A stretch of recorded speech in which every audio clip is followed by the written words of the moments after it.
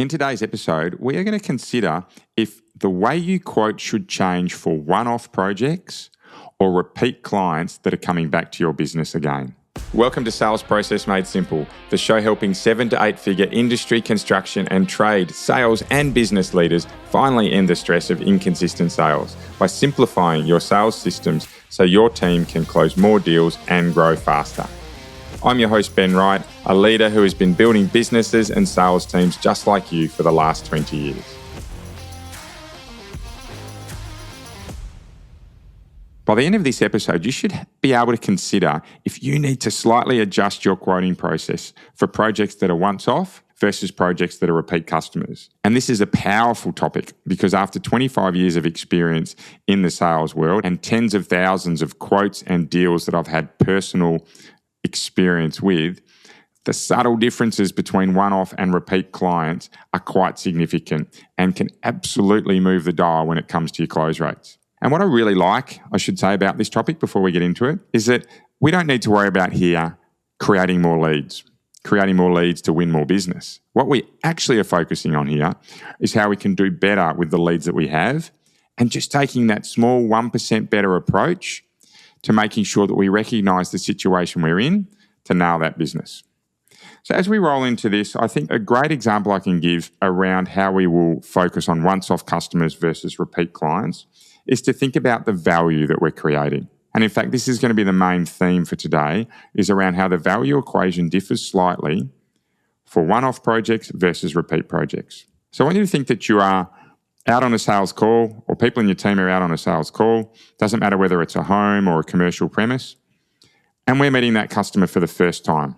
It's our first real engagement, a time when we probably haven't built a lot of trust. We don't necessarily know that customer very well, nor can we guarantee that they like us. Side note, we talk here about people buy from those that they know, like, or trust. So think about when you're first meeting people, you're on site and you generally don't know who they are, but more importantly, they don't know who you are. In this instance, the value creation piece is much more than just delivering a product or a service for them. It's actually about creating value that they can trust you, creating value that your business will deliver. So for those projects where we're one-off, a real focus for super successful trade, industry and construction businesses is around rapidly building relationships with their customers. So spending a little bit more time creating that warmth, understanding what they need, finding out special elements of their project that you can deliver against, and then aligning your business against what's important to that customer. We're spending more time communicating and building some common ground around our business, what we do, us as individuals, and how we can align what we do to the value that's needed for the customer, and less time around the specifics of the project.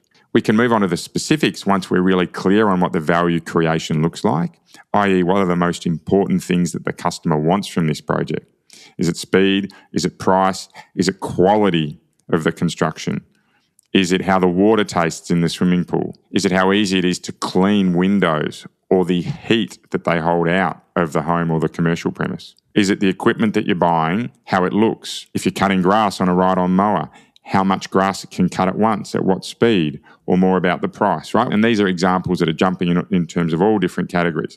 But we're starting to think here about value creation is aligning to what the customer wants. In one-off projects, I couldn't argue more heavily for focusing on creating value that aligns with the customer, thinking about what they need, and then tailoring your pitch, tailoring your communications to exactly what it is that they need. So in one-off projects, we're thinking about creating value for the customer, but also building the focus around whether or not a customer knows, likes, or trusts you to be able to keep stepping forward in that deal. Okay, so we've covered this quite a lot across previous episodes. I'd go and have a look at episode 176 and 178. They've both jumped into these similar type of topics. But where we're going to differ here slightly now is around repeat business. So what happens when we're dealing with customers who know who we are? They have a level of liking us or trusting us or knowing us and have bought from us previously.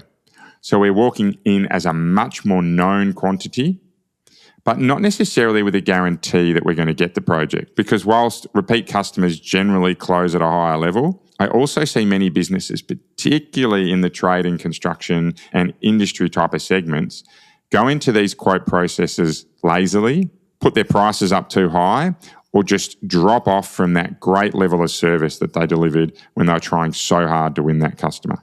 And where I'd really encourage you to focus on here around repeat customers is value delivery. So you know what the customer wants, you know what ticks their boxes, you know what's important to them. Focus on delivering it really well again, just like you did the first time. Don't let the laziness, and forgive me if that elicits a bit of an emotional response, but don't let laziness get in the way of delivering the outcomes that you did the first time around.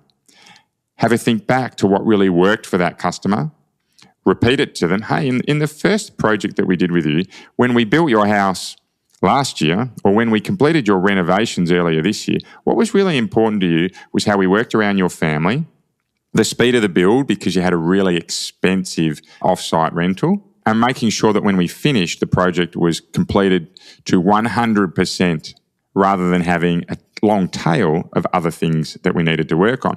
Are those three things really important to you in moving into your next renovation or your next build or your next installation of whatever product or service we have? Right? Confirm that value delivery is exactly what they want. Hopefully you get a yes. And if you don't get that confirmation, then that opens the door to be able to understand what's changed, why it's changed, and how you can deliver to that. So the focus here really for repeat customers is all around making sure you deliver that value just like you did in earlier projects. We want to make sure that we are sharp, crisp, and really doing everything well for that customer, because whilst they already know us, they're more likely to trust us.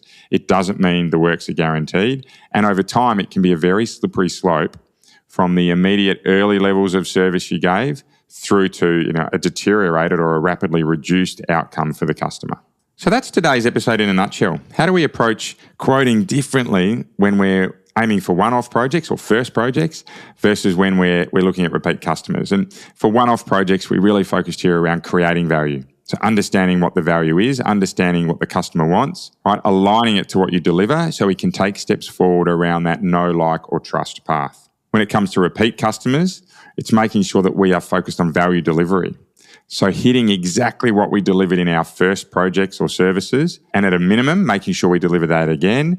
But an even better approach here would be to be thinking about how we can deliver again and again and again with that 1% better theme.